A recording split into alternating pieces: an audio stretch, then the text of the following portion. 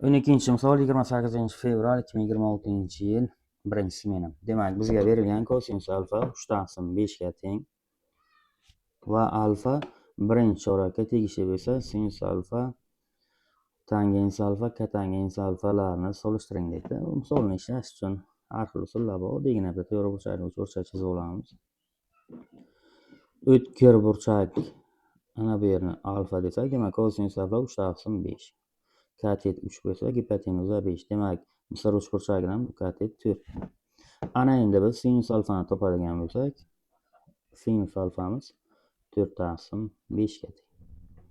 Tangens alfamiz 4/3 ga teng. Va kotangens alfamiz 3/4 ga teng.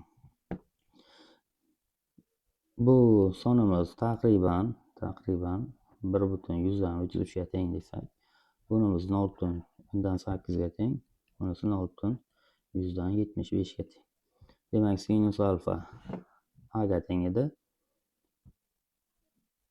tangens alfa b ga teng va kotangens alfa c ga teng. Ko'rinib turibdi, eng kattasi b, undan keyin a, undan keyin c.